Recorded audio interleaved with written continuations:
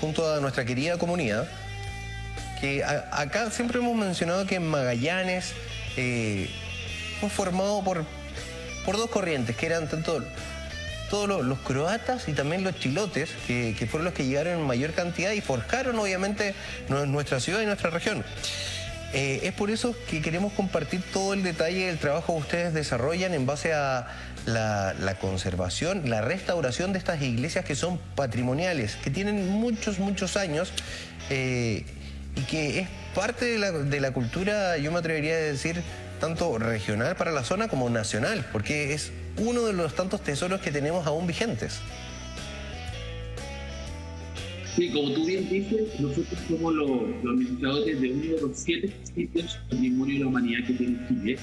El más austral es efectivamente la iglesia de Chiloé, y por cierto que tiene una relación bastante profunda con ustedes, con Magallanes, por los lazos históricos que tiene Chiloé con esta, de cierta forma, cuando la goleta del Sud fue, ¿no es cierto?, Magallanes, fue Magallanes, junto con los croatas, también hubo todo el lazo histórico. Y por eso, bueno, Chiloé está muy relacionado con ustedes, y la iglesia de Chiloé, por cierto, que tienen un vínculo histórico también con la zona, con costumbres, con tradiciones que deben ser preservadas para las próximas generaciones.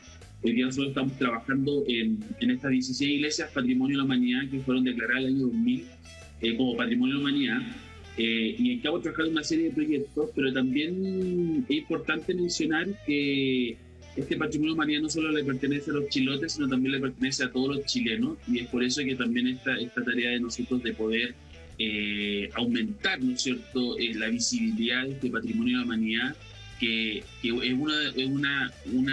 Patrimonio de la Humanidad que fue declarado como tal por su capacidad única de fusión entre cultura europea e indígenas, que pudieron ser capaces de construir este tipo de iglesias con una estructura, un tipo de estructura que es único en el mundo, que es a través de ensambles y empalmes, y que tienen una relación con su paisaje y con su gente que es única. También ahí se reconoce, yo creo que también es muy conocido en Magallanes, este espíritu de minga, ¿no?, de los chilotes, este espíritu de colaboración por causas grandes.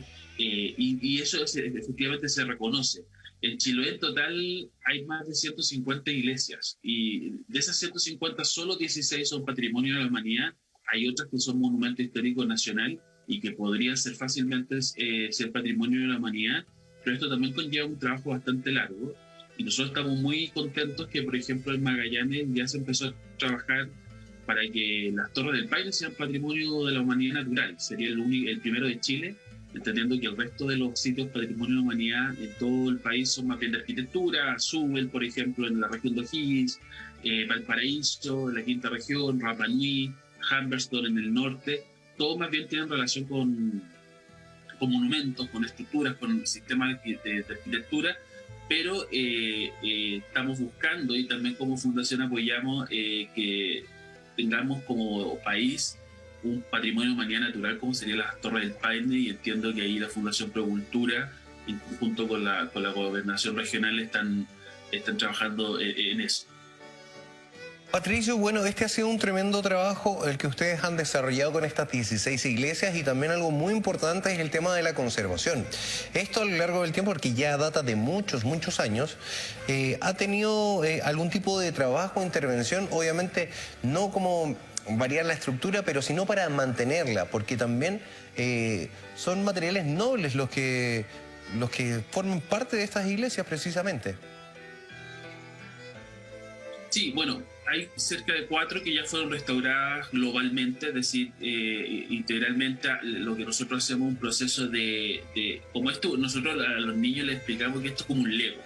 Es un juego grande que hay que desarmar, entonces lo mismo se hace con la iglesia. Como tiene un sistema de empalme ensamble, que son uniones de madera, lo que hacemos es sacar y totalmente desarmar la iglesia, y se construye nuevamente, sobre todo las partes, como tú dices, hay maderas nobles, las maderas se ven afectadas por insectos, por enfermedad biótica, entonces tienen que ser reemplazadas. Hay algunas todavía, por ejemplo, que están presentes de 1730, por ejemplo, la de Chao. Entonces se necesita ir sacando ciertas piezas para no afectar la estructura completa. Hay 4 que se han restaurado integralmente y en otras lo que estamos haciendo son más bien restauraciones parciales, cambiando el piso, por ejemplo, algunas columnatas, algunas columnas, algunas fachadas que nos permiten mantener el estado de la iglesia. Ahora bien, hay un problema que si ya está difícil construir algunas cosas, incluso en nuestras casas, imagínate construir o restaurar iglesias, está sumamente complejo en términos de adquirir también la madera. En Chiloé está viviendo un proceso de deforestación bastante complejo y por tanto hoy día conseguir ciertos tipos de madera también no hay, lamentablemente no hay, y por tanto eso también significa un desafío adicional para la hora de restaurar la iglesia. La iglesia también, por el tamaño de la iglesia de Chiloé, no son baratas, ¿no? Una intervención, por muy pequeña que sea, supera los 100 millones de pesos y por tanto supera también los fondos que a veces hay disponibles por el Estado de Chile. Por ser patrimonio de la humanidad no tenemos un financiamiento asegurado todo el año. Nosotros, al igual que todas las organizaciones culturales y patrimoniales, debemos postular a fondos para poder hacer restauraciones y eso también dificulta muchas veces la mantención de la iglesia. Esto, ¿cómo decirlo esto? No sé si mal llamados, pero fondos concursables, que lamentablemente ahí hay proyectos que son muy buenos, que lamentablemente tienen que competir para poder optar a parte de este financiamiento que no muchas veces tampoco es tanto para lo que se requiere. Tú mencionabas que una mínima intervención en una de estas 16 iglesias sale 6 millones de pesos. Y estamos hablando de estas edificaciones que ya son consideradas patrimonio de la humanidad. También para que nos pongas un poquito en contexto, tú hablabas mucho de la arquitectura y la forma en particular que tienen estas iglesias. ¿Y eso de qué data? A ver, los primeros indicios es desde que llegaron los jesuitas a Chiloé, desde 1608. Los jesuitas hicieron un circuito que empezaban en Castro, por eso se llama la misión circular. Entonces hacían un círculo y recorrían durante un año todas las islas asociadas a ese círculo, a ese territorio, y por tanto ellos iban durante ese año visitando las comunidades, y las comunidades que iban visitando iban construyendo iglesias en conjunto con los locales. Hay registros donde los jesuitas dicen los naturales, es decir, las personas de las comunidades indígenas presentes en estas islas. Entonces en ese caso hay procesos de evangelización en conjunto, y también con los jesuitas que traían desde Europa. Tú sabías que con el estrecho Magallanes, Chiloé era un punto de recarga de alimentación para todos los barcos que venían de Europa. Entonces muchos europeos, entre ellos los jesuitas, quedaron en Chiloé y empezaron a hacer este trabajo, y por tanto todas las iglesias de Chiloé tienen algo europeo de cierta forma, porque es la influencia que tienen los jesuitas que dieron junto con los chilotes, que también eran los expertos en hacer barcos y lanchas, y por eso tú cuando ingresas, por ejemplo, a una iglesia chilota, tú ves que son muchos términos que se parecen a la construcción de un barco. Por ejemplo, el mismo techo, la misma nave central, es como un barco invertido. Entonces, es porque hay los jesuitas en conjunto con los chilotes ocuparon las técnicas locales de construcción de barcos. No habían, por ejemplo, clavos ni otro tipo de material que soportara estas vigas tan grandes, por tanto hicieron este ensamble como un juego de Lego. Entonces, de cierta forma, hay una influencia tanto europea como local, y por eso dicen que el sitio Patrimonio Mundial de la Iglesia de Chiloé es la mejor expresión de la fusión entre los europeos y los locales y las comunidades locales, porque entre ambos hicieron una forma de construcción, de arquitectura que hasta el día de hoy se mantiene. Patricio, algo también muy importante es la apropiación que tienen los mismos chilotes respecto a estas iglesias, porque conocen la importancia que esto tiene en este rescate patrimonial. Así es, yo siempre he dicho que más allá de la fe que se profesa, que efectivamente es la católica, la iglesia de Chiloé han sido un punto de encuentro de las comunidades chilotas, más allá de la fe.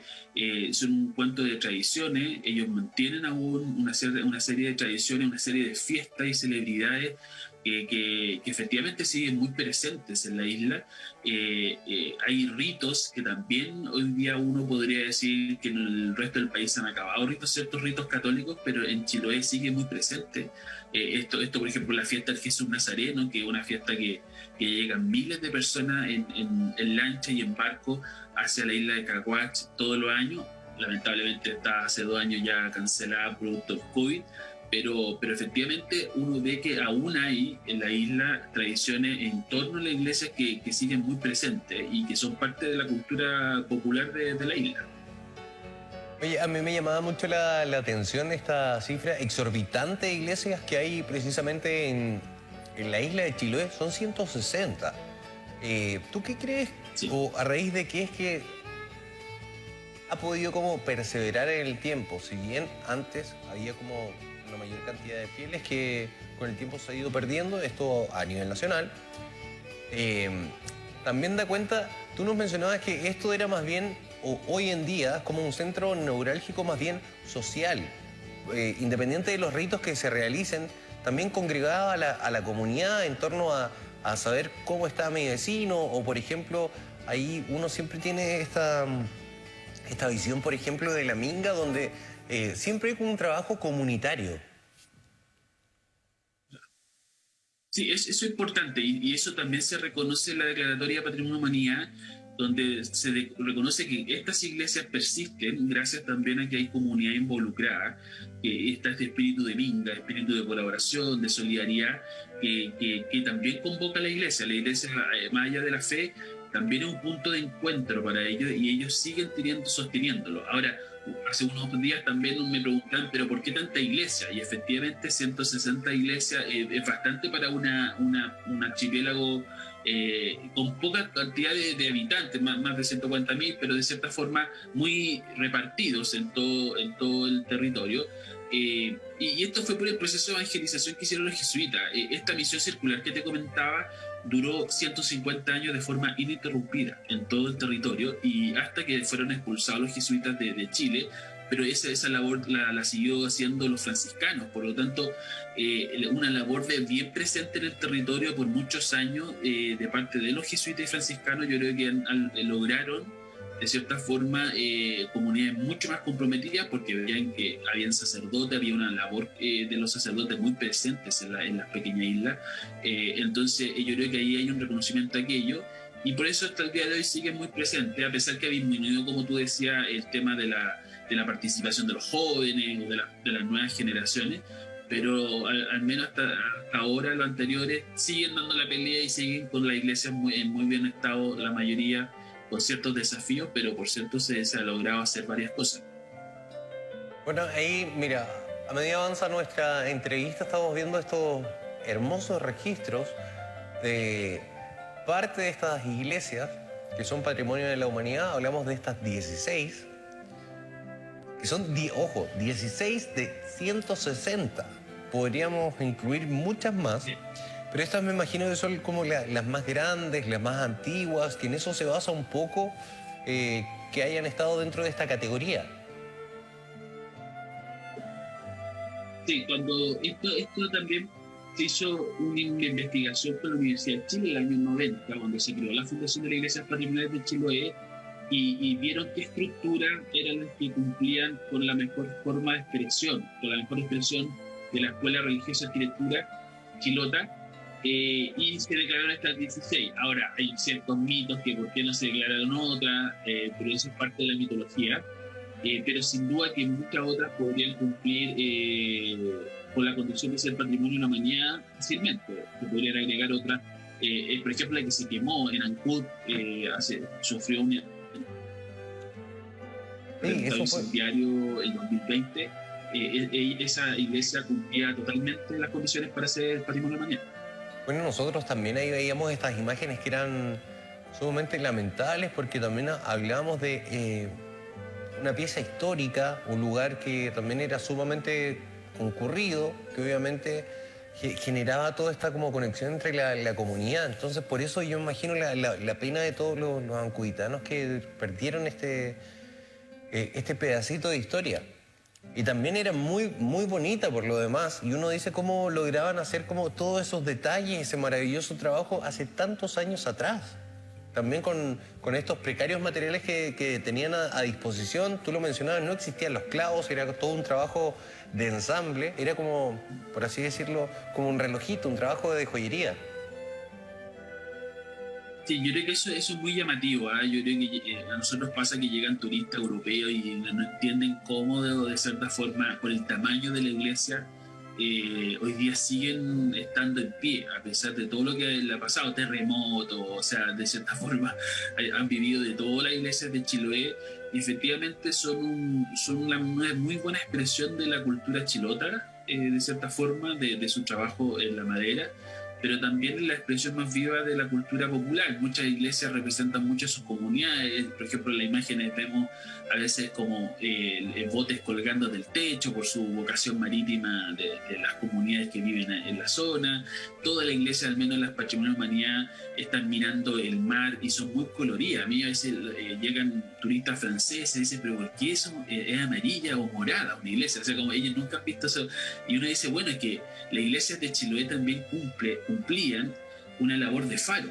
Eran también, por eso estaban también en la orilla de la costa, porque también eran para poder que los navegantes se pudieran ver que estaba la costa más adelante. Entonces eran un faro especialmente, y por eso uno a veces ve que la de Castro es amarilla con morado, la de Naune es un azul rey bien potente, bien, una cosa que uno cuesta verlo en otra iglesia en el resto del mundo. Entonces tiene sus particularidades, y yo creo que en eso las iglesias por eso siguen en pie, yo creo, y el cariño, y sobre todo hoy día los turistas. Hoy día las iglesias de Chiloé son un atractivo turístico de la zona bastante impresionante. Yo creo que muchas veces uno no se imagina ir de vacaciones y ir a visitar iglesias, pero en Chiloé pasa, y pasa muy seguido, que la gente hace el circuito de la iglesia de Chiloé y quedan maravillados, independiente de su fe. ¿Eh? Eso yo creo que ya es lo bueno de la iglesia de Chiloé, que superan con crece en la fe que uno profesa. El cariño, cuando se quemó, por ejemplo, la iglesia de Ancud, era un símbolo en toda la ciudad. Mucha gente que incluso a nosotros nos pide, hay gente que no cree, o agnóstico, nos decía, oye, hemos perdido una pieza porque todos los días la veíamos ahí. Entonces yo creo que en eso al final calan hondo estas expresiones del patrimonio local, que sí o sí tienen que ser resguardadas, y ese es nuestro trabajo como fundación al final del día. Bueno, Patricio, nosotros te queríamos agradecer por este contacto, también por compartir parte del trabajo que ustedes desarrollan con estos hermosos pedacitos de historia, donde damos cuenta de esta agrupación comunitaria. También que a mí me llama mucho la atención, tú mencionabas que adentro cada una se rige o está decorada por la misma comunidad, entonces lo representa en cada una de estas islas, porque son muchas las iglesias. Y también, qué bueno y muy anecdótico este dato, que funcionaban como faro, pues, precisamente como este archipiélago mágico tiene tantas islas. Era una tremenda ayuda para los navegantes para poder identificar cada una de las islas a donde se iban acercando. Nuevamente, muchas gracias por este contacto, espero que tengas una muy linda jornada y espero tener la posibilidad de seguir conversando en alguna otra oportunidad. No, muchas gracias a ustedes por la invitación, y también un saludo especial a todos los chilotes presentes allá en la zona. Muchas gracias. Son un montón.